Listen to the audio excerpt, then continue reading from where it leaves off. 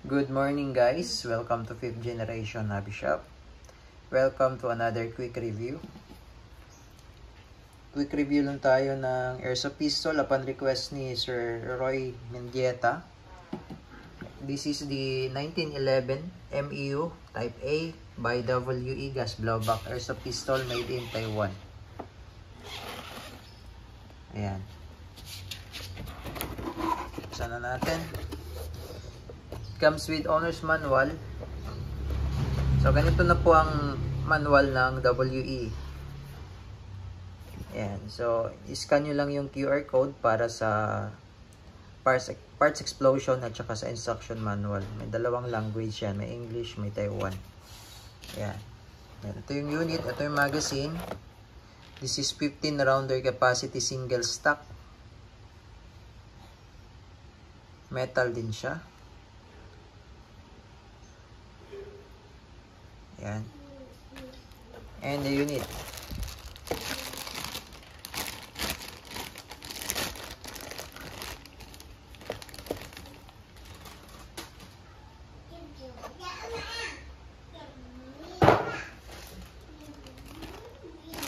Okay. So, ayan. Ang ganda.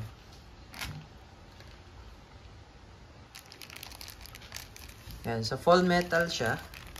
Mapapansin nyo yung slide niya is metal, yung pinaka frame metal, pati yung grip niyan metal yan.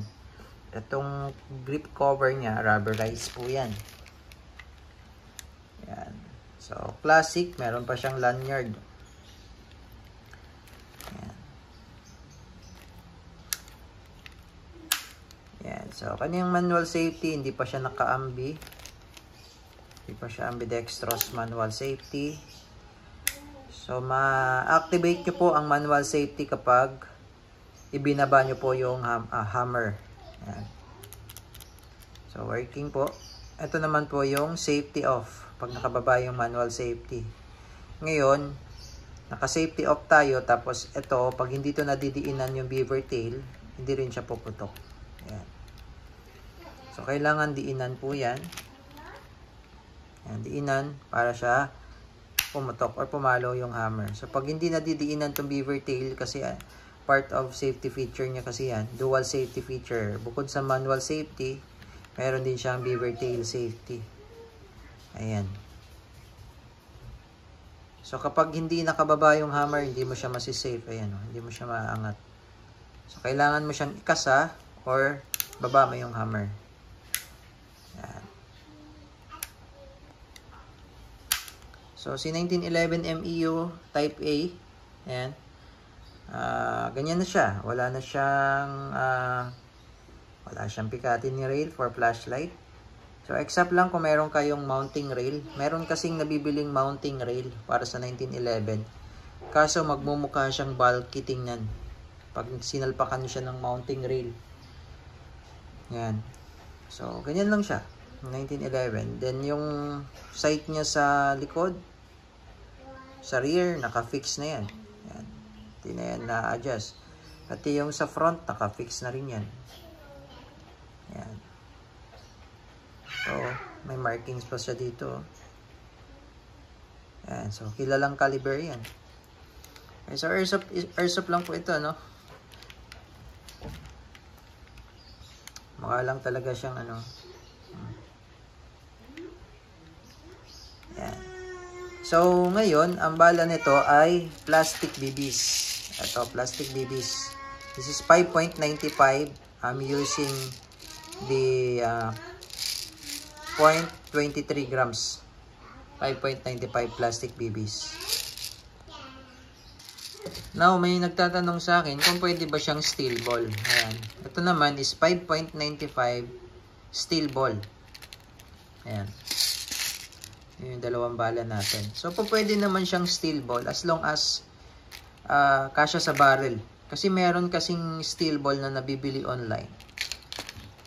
Kasya sa magazine. Nagpi-fit siya dito. Pero, hindi lumalabas sa barrel. Ibig sabihin, mas malaki ang diameter nun.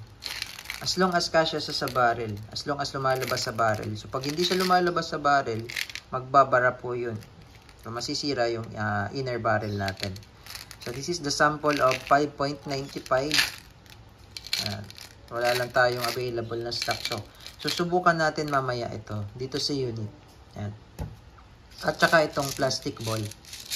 Yan. So, po pwede naman siyang steel ball, pero wag lang palagi yung gagamitin natin, steel ball. Kasi ang airsoft natin, hindi talaga siya nakadesign for steel ball. Yung mga nakadesign for steel ball, yun yung air gun. Yan. From the word soft, so kailangan soft lang yung bala. Okay, so lagyan lang natin siya ng lubricant oil, petroleum jelly, baklasin natin yung slide para makita nyo kung paano paglalagay ng oil, lubricant, petroleum, basic maintenance lang sa ating airsoft pistol. Okay, unahin po natin yung magazine. So sa magazine, ang ginagawa ko dito sa mga 1911, kasi ito hindi ko ma-access yung inlet. So, ang ginagawa ko lang yung outlet. So, ang ginagawa ko sa outlet valve,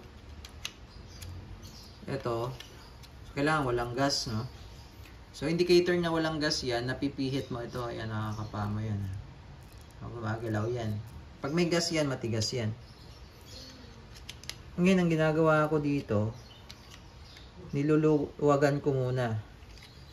Ayan, so mas maganda meron kayong valve tool.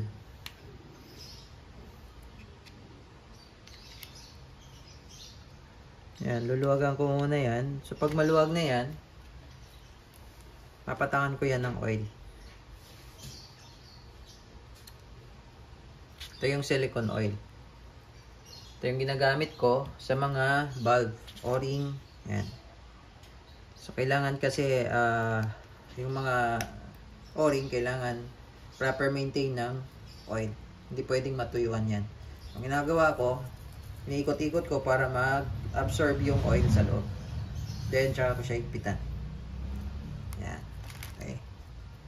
Minsan kasi lumuluwag yung mga valve na yan dahil sa blowback. Okay. Ngayon, yung slide naman ang lalagyan natin ng petroleum jelly. So, pagbabaklasin nyo po, kailangan walang magazine. Tapos, isisentro nyo lang ito, yung notch. Makikita nyo po may dalawang notch yan.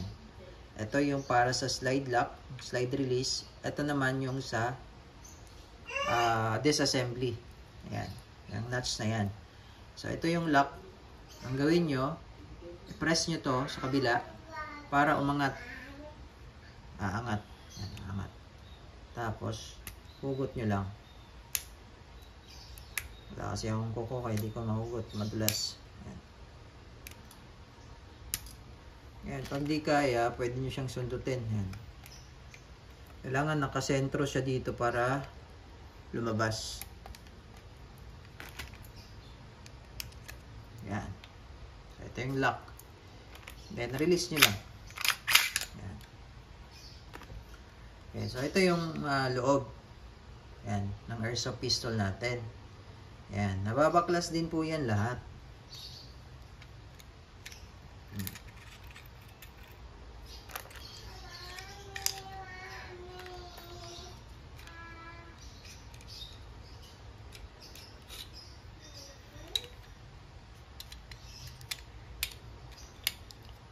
So, kung gusto nyo pong linisan, yan, nababaklas po yan lahat. Yan. Diba? So, ngayon, ito lang po yung nilalagyan natin. So, pinakita ko lang sa inyo kung paano siya baklasin para in the future, meron kayong reference, gusto nyo linisan, no? Ito, yung nilalagyan ko po ng petroleum. Why petroleum jelly ang nilalagay ko? Kasi pag itong silicone oil, pwede naman po ito kasi mabilis po itong matuyo. Then, ang kagandahan sa petroleum jelly, madali siyang hanapin. No, kahit sa mercury, meron to. Sa mercury, meron. Oh, so, madali siyang hanapin. And, pangalawa, matagal siyang matuyo. So, kailangan lang lagyan natin ng konti. Konti lang. Kasi ang purpose lang naman natin dito is to lubricate the metal parts. Parang makina ng sasakyan. Kapag ang sasakyan walang langis, hindi maganda yung sasakyan kasi nagkakaroon ng friction. So itong part na to, ito kasi yung madalas nagkakaroon ng friction dahil sa reciprocation ng slide. Diba? Blowback kasi siya. So yung slide pabalik-balik siya dyan. So pag wala siyang oil, wala siyang like ito petroleum, wala siyang lubricant, may friction, so napupudpud ang isang bakal. So yun yung purpose natin. Kaya ko siya nilalagyan ng petroleum. Pwede rin yung silicone oil nga lang ang ano lang sa silicone oil, mabilis matuyo. Yan. Okay, so ito ibabalik na natin. Sa pagbabalik, unahin natin yung barrel. Pasok mula siya dito. Tapos itong bushing. Lock. Yan.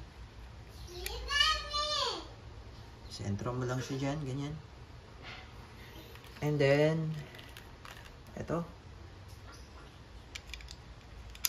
Kalimutan ko yung pangalan. And then yung spring tsaka yung guide rod.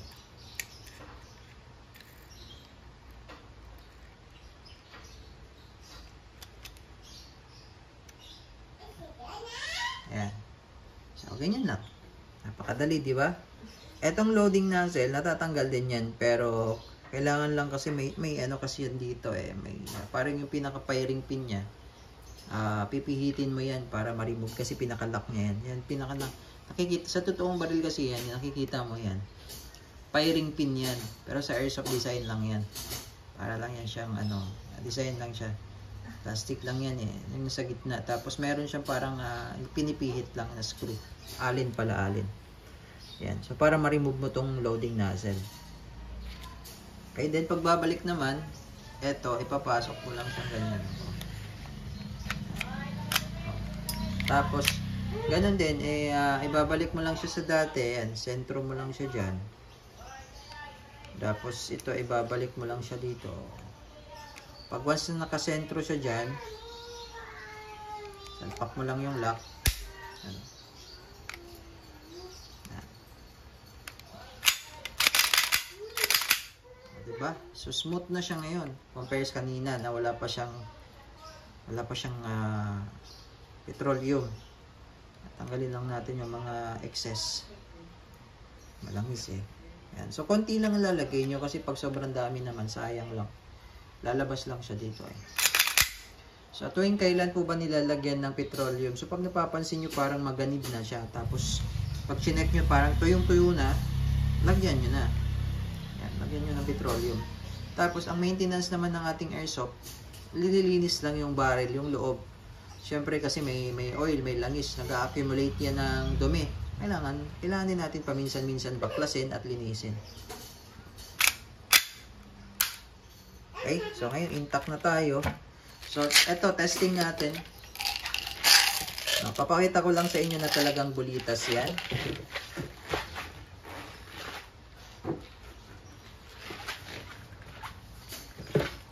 Ayan, meron tayo ditong magnet.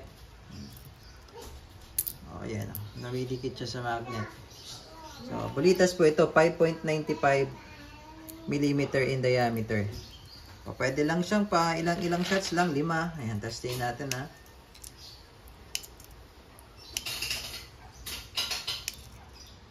Para mapakita ko lang na po pwede ang steel ball. Pero hindi talaga siya naka-design para sa steel ball. At mamaya test natin sa plastic ball. Okay, 10 load tayo ng gas. And loaded na siya ng steel ball, single stock, 5 shots. Ngayon sa gas naman, inverted position, upside down, inverted position, 3 to 5 seconds. Ayan. Okay, kanina nakakapa pa natin, ngayon matigas na siya. Pag pinilit mo talaga siyang pindutin, lalabas yung gas dito. Okay, so steel ball ang gamit. Testing. Okay, testing. So, ito, loaded siya ng steel ball.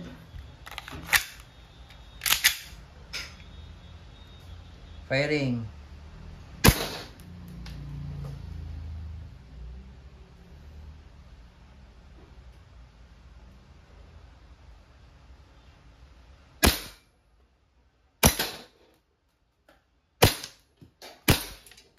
Yan. So, steel ball po yun. I think mga 4 or 5 shots yung lagay natin.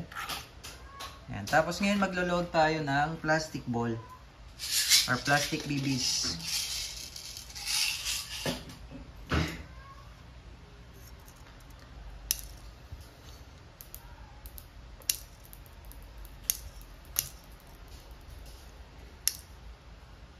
So, 5 shots din. Plastic BBs. So, yan. Naka-open slide siya kasi wala na siyang bala kanina. So, naka-open slide. So, ang gawin nyo yan, salpak nyo lang magazine tapos alalayan nyo lang to para hindi mapudpud yung pinaka-notch niya. Yan. Huwag nyo siyang i-drop. Okay. So, plastic BBs.